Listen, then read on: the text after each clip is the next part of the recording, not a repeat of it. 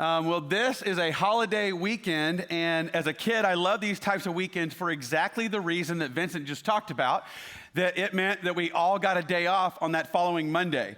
And I applaud all of you teachers who do your best to remind us why we do these things. You'll have us color pictures on President's Day or give lectures about Memorial Day or Labor Day, etc. But still inside of all of us kids, there's just this real raw excitement that we get a break the next day, and that's what it really comes down to. And I have to be honest, with Martin Luther King weekend, I often felt the same way. I definitely respected him, what he stood for, knew his great speech, I Have a Dream, but I was mostly indebted to him because he gave us, every third Monday in January the chance to sleep in. So that's what I was most thankful for about that. And I would have to admit, looking back, I also thought that I was thankful for his contribution, but would also say I was thankful that the days of racism were behind us. I would say that in my limited way of thinking, I would have said that, slavery's gone, civil rights era is now over. I have friends of all colors and backgrounds as a result. And sadly, those days, I would have said, if you had asked me, that I'm colorblind, meaning I would have unknowingly used a phrase that could be quite dangerous in saying, I don't see color, I don't see your culture, I don't see you. And that would have been my way of thinking in those days. And God, by his grace, laid out a moment in time that would begin to intersect with me and begin to change my life. It came shortly after we planted this church. One of the guys on staff put this book in my hand that you'll see here called More Than Equals. Now, we had decided we were going to plant this church here in this area because we wanted to intentionally begin to build relationships across all backgrounds and across ethnicities and races. We wanted this to be a hub of relationships across all of those spheres. And this book was written by a white man and a black man, and they were describing in detail the Bible's radical call on walking in relationships and doing this together. I have to admit, I'm not a fan of really thick books. This was one of those. But however, I tore through this book, and it really started to mess with me. It started showing me paradigms and belief systems that I didn't even know that I had. And as I got more and more honest about things that were inside of me, it was not always a pretty sight. But my eyes, started to open about racial injustice and inequality all around me and all around our nation. Well, one morning, I lived right over here, a few blocks away at 23rd and Sanger. I laced up my shoes to do something that I hate doing, and I went for a run. And I put on my earphones, I was worshiping, and I was just looking down as I was running. I'm not kidding. I about nailed a guy at the end of the street. He was falling back with all of his stuff for work and stumbling, and I was coming up to say, I am so sorry. I'm not a runner. I apologize. And I'm trying to help him, and I realized it is a friend of mine who went to school with me, and I had not seen him for about a decade. We had this quick reunion, and you need to know something about this guy, is that he was one of the few African Americans in my mostly white private school. And he was one of us. He was one of our closest friends. He had been in all of our homes, mine included. And we start reminiscing about high school, and he's cracking me up just like the old days. And then I just asked him this question, don't you miss those days? And the smile wore off his face pretty quick. He said, other than the sports, I don't miss them at all. And it shocked me. I could tell I'd hit on some sensitive ground, and I was like, well, what do you mean? And then he said these words, the truth of the matter is, I know y'all loved me, but I don't know if you realize how much I was fitting into your world. You never understood mine. It struck me to my core. I asked him to explain. He begins to play out different scenarios of the way our friends had unknowingly been racist in our comments and our jokes, ways of behaving. I told him, it's interesting. I just read this book, and it's begun to open my eyes to what he was saying all those years ago. And all I could do was apologize, which he said, that's not what I want at this moment. But we hugged each other. There was no tension, but my eyes were opened. He left for work, and I kept going on my run. And the Holy Spirit did not let off the gas pedal. It was like a slideshow was playing in my head. Comments, mentalities, ideas were flashing through my mind that were grieving me and that I knew had grieved the heart of God. And so I just started saying, Lord, if there's any discrimination, anything that's left in my soul, would you reveal it? Now, up to that point, I would have said I was not a racist. How could I be? I have friends who are Asian, Hispanic, African American, people from other countries. I love people of the world. I go to peoples of the world. I pray for them. And I would get sick at my stomach at the thought of a day in our country where there were signs in buses telling people they had to go to the back of the bus because of the color of their skin. But I didn't realize the extent of my white orbit had on me. It had insulated me from what people of color all around me actually feel. So I started asking and inquiring.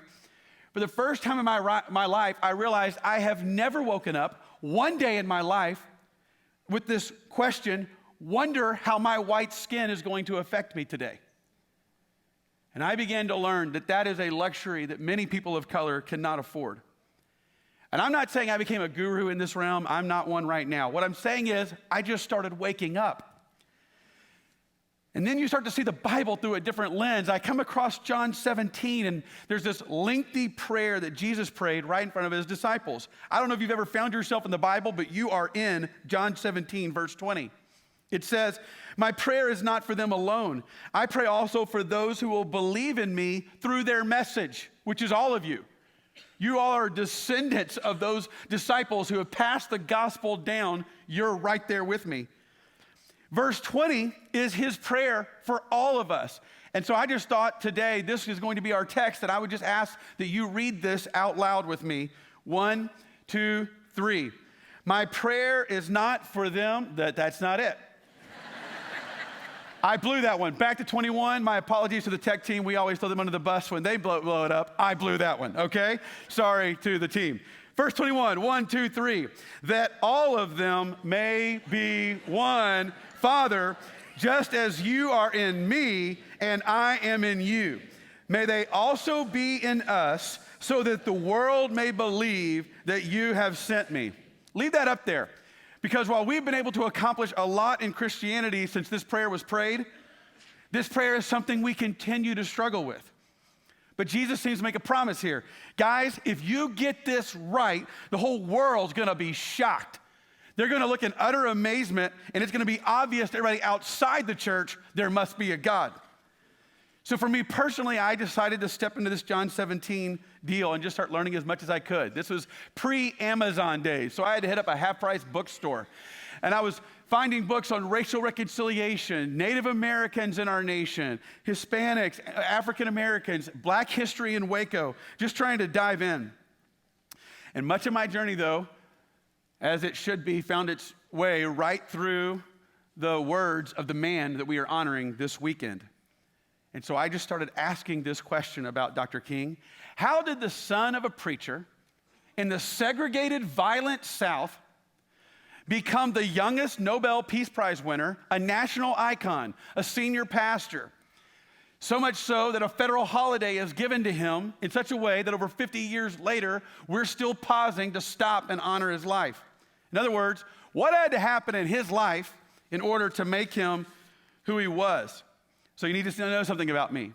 My kids mock me all the time because when we leave a movie, the first thing I do is grab my phone and I go to Wikipedia and I start researching everything about all the behind the story of the making of the movie or the real people if it's a true story. And then I get lost because I'm like, did you know that this really happened? You know, and I just kind of get lost in that. Maybe you have done that as well. So I decided to do that very same thing today on this message. Today, I'm going to do something a little bit different than I do in my sermons. Today, I'm just going to do a deep dive into what made Martin Luther King who he was. And in doing so, I'm hoping to answer that question that I just asked. And I'm also hoping to answer the question why we as a team would put this message smack dab in the middle of a series entitled, These Things We Must Do.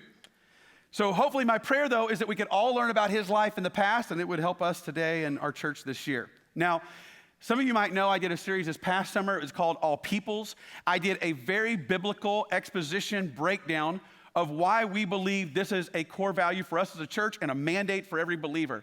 So if you like a more thorough biblical Bible study message, it's online or on our app. You can go grab those.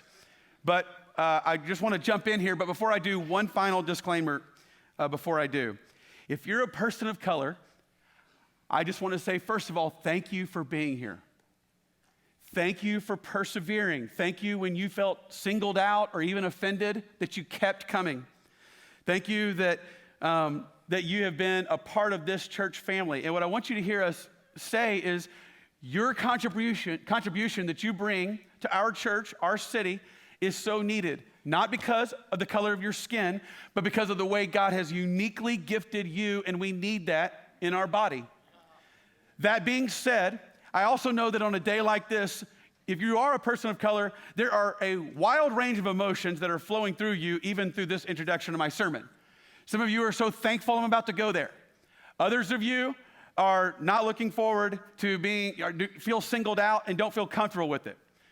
Most of you are just wondering how long it's going to be before a white person comes up after the service and introduces you to their non-color friends to prove that they're not a racist. And so our hope is that at the end of this message, no white people will do anything dumb. I even started to write a say no to dumb pledge that all white people would take, but I thought that was a bit overboard, decided not to do it. But I just hope that we can all go there together, because Dr. King did not just liberate the African-American community. We believe he liberated all of us. So that's why it's worth going into this history together. We all do that for these next minutes together.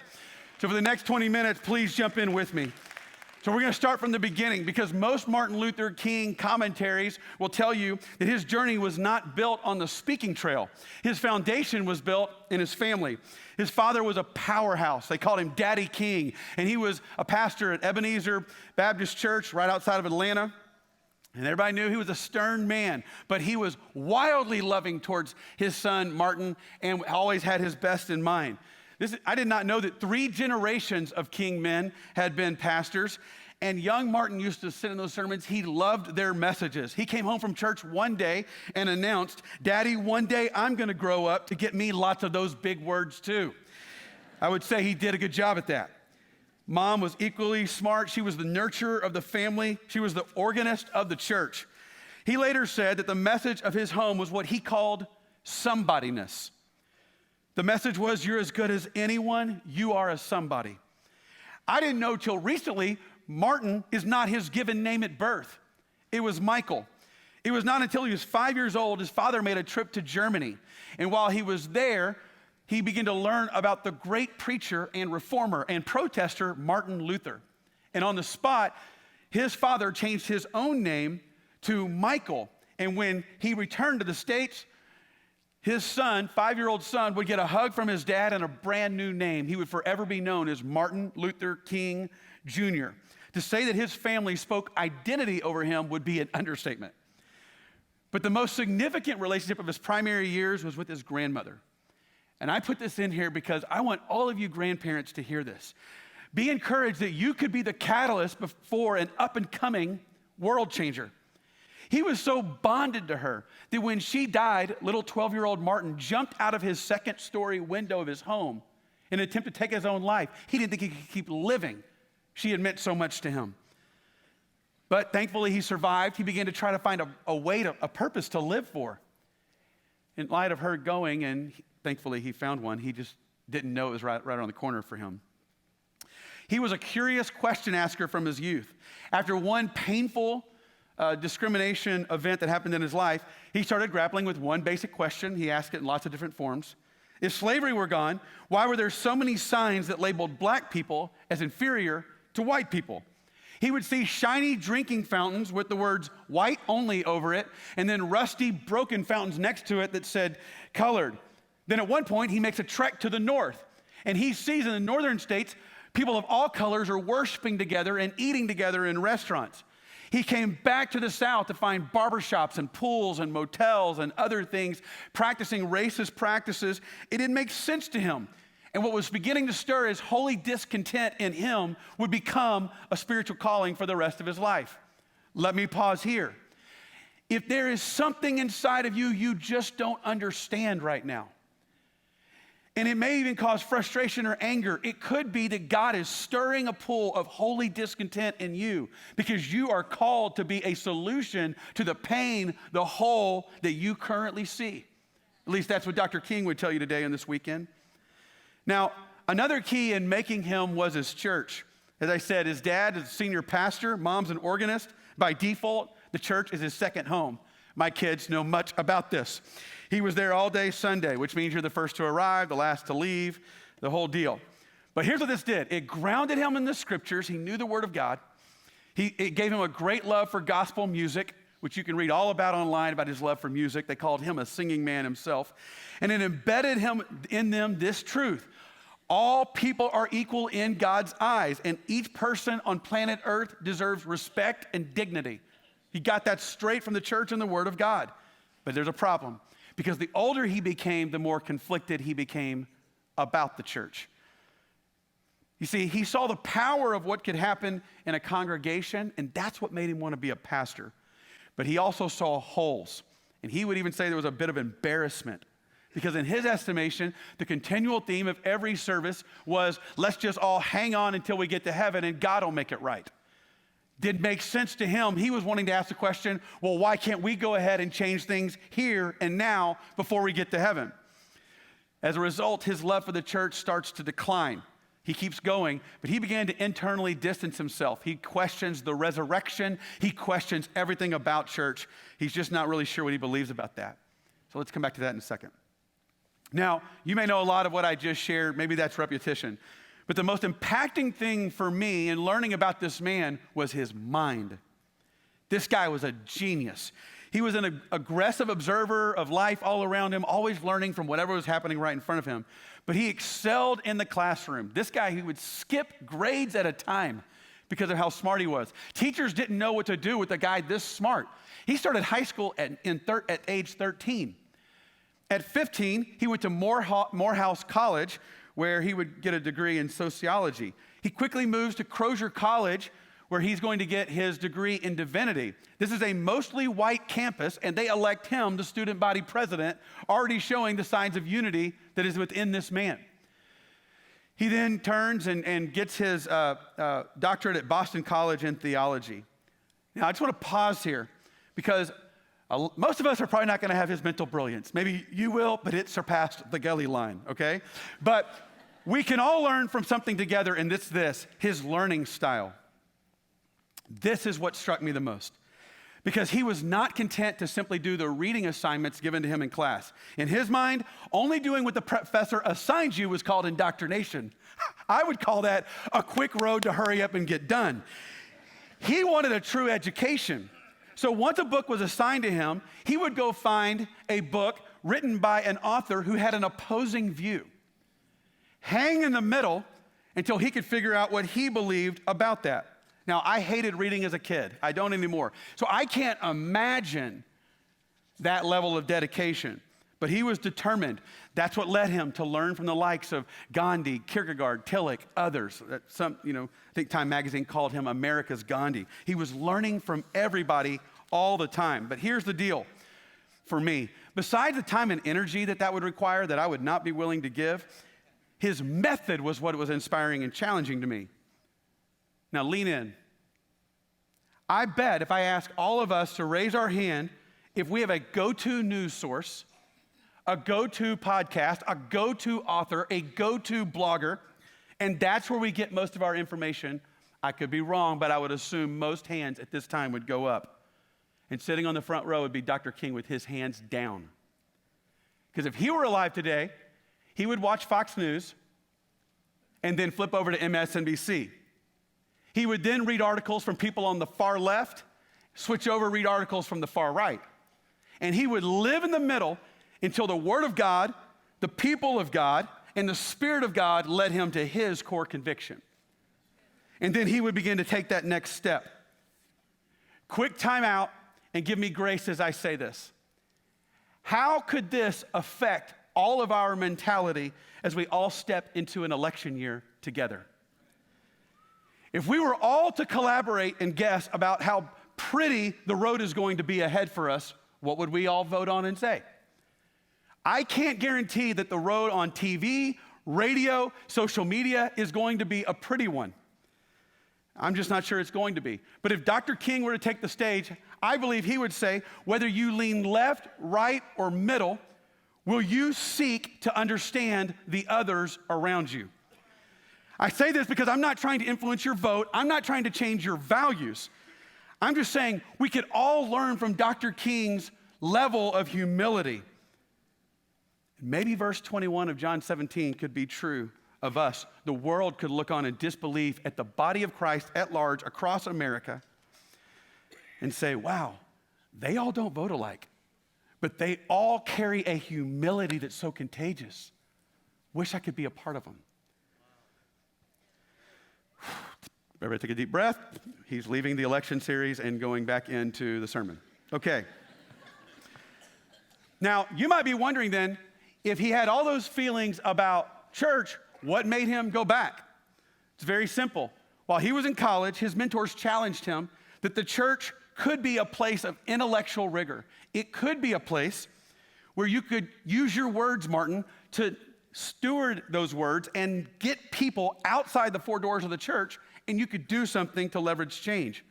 It was those mentors and the urging of his father that launched him to be a senior pastor on top of everything else he did at Dexter Avenue Baptist Church. Now, by the time he got into this role, though, because of the process of learning I just told you about, he had deeply, deeply owned values that he was willing to die for. But his job now is he had got to convince all these other people to follow suit. So he gave himself to the studying and the perfecting of words. He would sometimes look at a single word or a phrase and stare at it, work at it for hours in order to leverage its impact.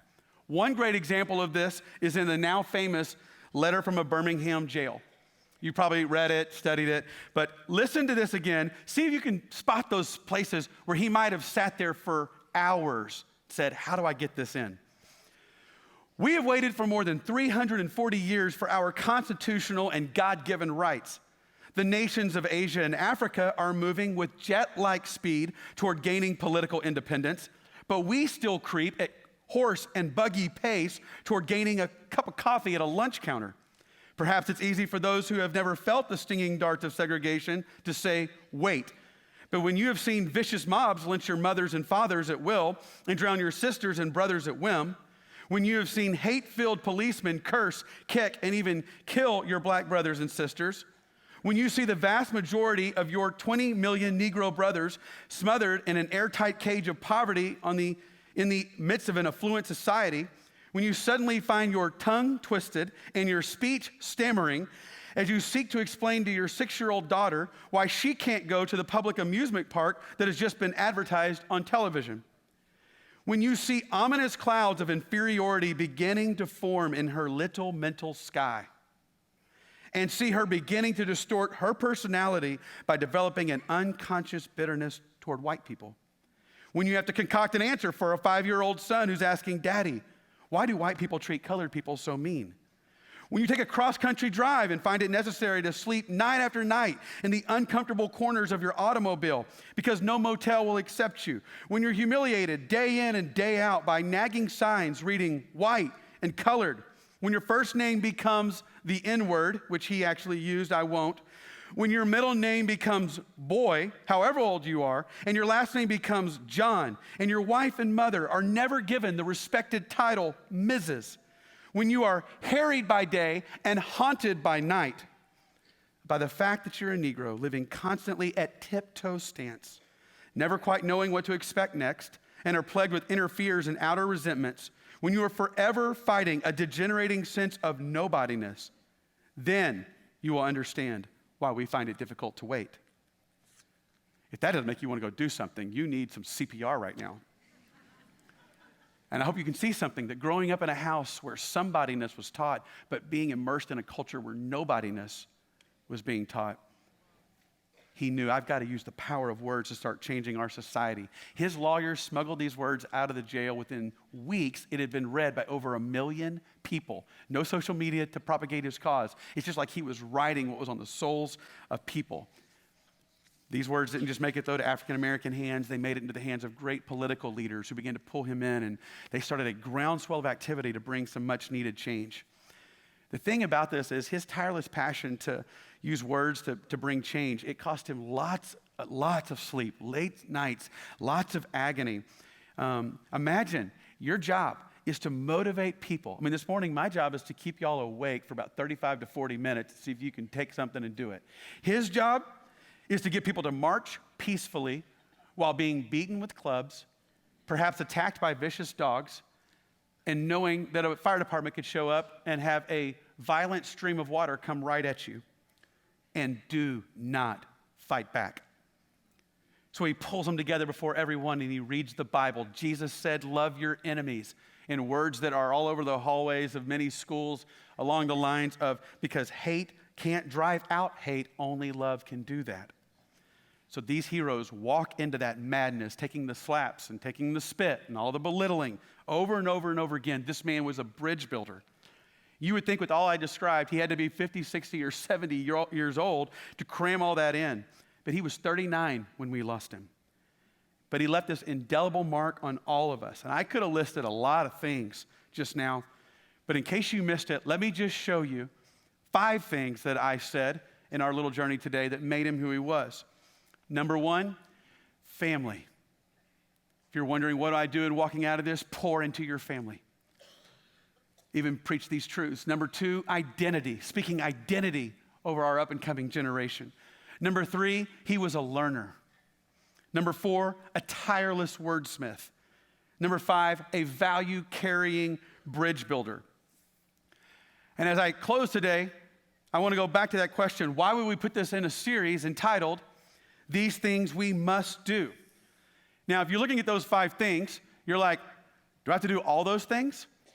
Because most likely, you and I are never going to get a medal for number 4, that tireless wordsmith thing. I don't know, but it could be that you could be writing a speech that in 50 years they'll all be memorizing in schools today. You speak identity over your kid, they might do it, you know. That one could be a hard one for all of us to get to. But it's that final one on that list that I believe we could all get to. A value-carrying bridge builder. Could you say those words with me?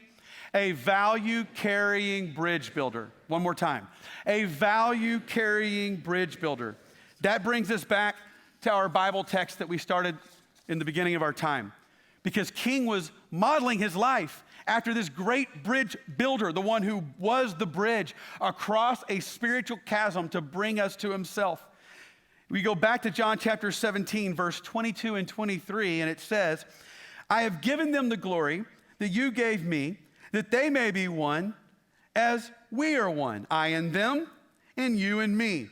He begins to say, it's like he's making the point, if Jesus is not in the center, we have no hope. Jesus at the center, everything can change. And he goes on, so that they may be brought to complete unity. Just meditate on that one for a while, it'll mess you up. Then the world will know that you sent me and you've loved them even as you have loved me. That underlined sentence, so that they may know, that they may be brought to complete unity. Here's what we have found as a church over 20 years. This takes intentionality. It doesn't come accidentally. It takes intentionality. And that is something that we as a church are committed to doing. And we'd like to ask you to join us in this mission in 2020. You as an individual, you as a family, and us as a church. Side note, this is why our team had prayed for a long time about should we plant a Spanish-speaking church in our city. And we recently came to the decision that we're not planting a Spanish-speaking church, we are becoming an integrated church. So that the Spanish-speaking peoples across our city and region would know that at Antioch Community Church, the doors are open. And yes, there's translation available, but the doors are open and there's relationship givers who are in that place. So when we look at this idea of intentionality, I say that on purpose just because it's just true. There's a lot of mistrust among all peoples of races. But I really believe that the Spirit of God inside of us gives us what we need to be the answer in our hour. We know about healing and reconciliation. We all found it with our God. Therefore, we know how to start giving it to others. In actuality, we can't get away from it because the Holy Spirit said, I'll be with you always. So we're just carrying him with us wherever we go. He's lunging across chasms, across divides, constantly to bring people to God and people to each other. All we have to do is say, yes, God, this we must do. So here's my question for us, for you today. If you're taking notes, both of you, write this down. What intentional steps could you take to eradicate fear or discrimination from your own heart and to move towards relationships that cross a barrier? Let me ask that again. What intentional steps could you take to eradicate fear or discrimination from your own heart and to move towards relationships that cross a barrier? Years ago, I was having lunch at McAllister's down the street here. I was sitting with a buddy of mine. We were actually right next to the bathroom. And I happened to catch eyes with a man who was headed towards the bathroom. He was a very tall African-American cowboy. And I continued with my conversation with my friend, but I made sure to look back at this gentleman as he approached. And I said, "How are you doing, sir?" And he paused and said, "Well, I'm doing well, thank you." I said, "Good." And I continued on with my conversation. He went into the bathroom.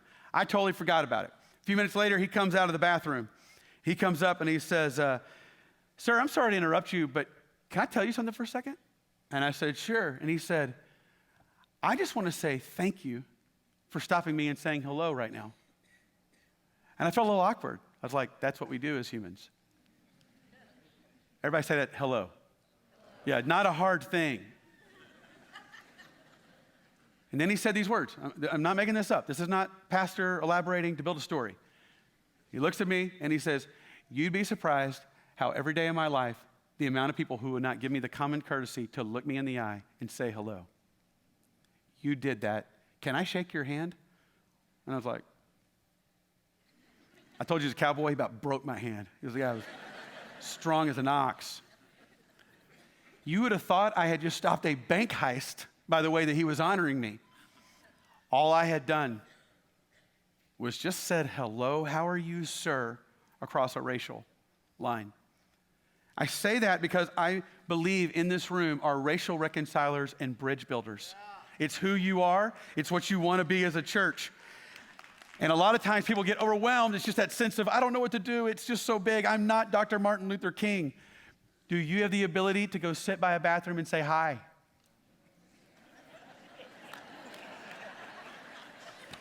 If not, the doors are right there. And yes, I understand it's going to take more than that if we're going to get there. But I believe this church wants to do that. This summer, as I told you, I preached this message, All Peoples. We did this 2-part series. We invited people to come up here if they'd be interested in having conversations about race and unity. People just sharing stories, sharing hearts. It was summertime. We didn't know if anybody would show up. And 400 of you showed up, indicating, wow, this church cares about this. They want to be a part. The bigger response was all those who couldn't be there and those who did, who said, "Please promise us you'll do more of those in the future." So we're going to take you up on your challenge. We're going to do multiple ones of those this year. And one is going to be next week, a week from today at 5 o'clock back in this very room. And what we're going to do is we're going to come together for a time of worship and prayer. We've invited one of our longtime friends. His name is Brandon Baggett. And he and James Mark have been leading worship together and doing stuff together for a long time. And they're going to be coming.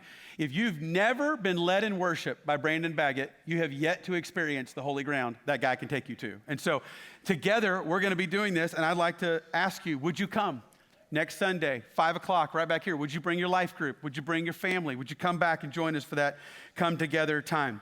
Here's why. Because we don't want to just be a diverse room. The goal is not that we just have people of differences all sitting in the same room together. You're just all looking at me. The goal of those times is that we go across the row. We begin to build relationships and truly become a multicultural people because our relationships are going person to person. And I love that that is what this church wants to be about. On a regular basis, I am stopped in the hallways when we're high-fiving after the service, and people tell me all the time, "I just love y'all sang a Spanish song today. I don't know a word of Spanish, but I love it that you did that. I love that the choir sang this gospel song today. I love that. I want to do that more. We've got a long way to go, and we're going to keep doing that." I had one friend stop me and tell me he started visiting our church on a regular basis, and he told me, he's like, "I want you to know Antioch's ruined me. I can't go back to my church." And he said, I quote, not my words, his, "I could never go back to sitting in a church filled with all white people. I love it when I walk into this church. I don't know if I'm going to sit by someone who drove in from the suburbs, walked in off the street, flew in from another country. I don't know what color a person is going to be sitting next to me. It feels like heaven in this place." That was one of those, could you say that again? I want to write that down. I don't feel like we're doing that great, so I want to get better. But, thank you. What a phrase. It feels like heaven in this place.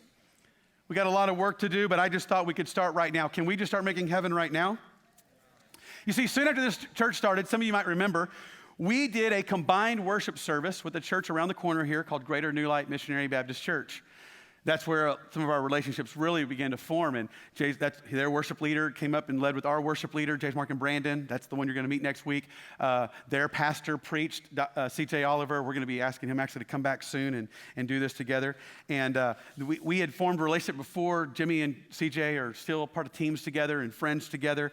And so as we were planning this service, we thought, our goal is to really continue these relationships and these intentional steps. And so, because on that day, another great relationship was formed with a guy named Carlton Willis. And he sang at that service. He sang at lots of things we've done throughout our years together. But I realize we've been here in the last few years, you've not had a chance to get to hear from Carlton. But if you're a Waco person, most likely you've heard him light up some stage at some time. It's just not possible. He's all over the place. He's bailed me out quite a few times at various events throughout the years. So we thought it'd be appropriate as we end this service. You're free to stay seated as my friends James, Mark, and Carlton are going to come, and they're going to sing this song together as the statement of who we want to be as they sing "His Eyes Are on the Sparrow."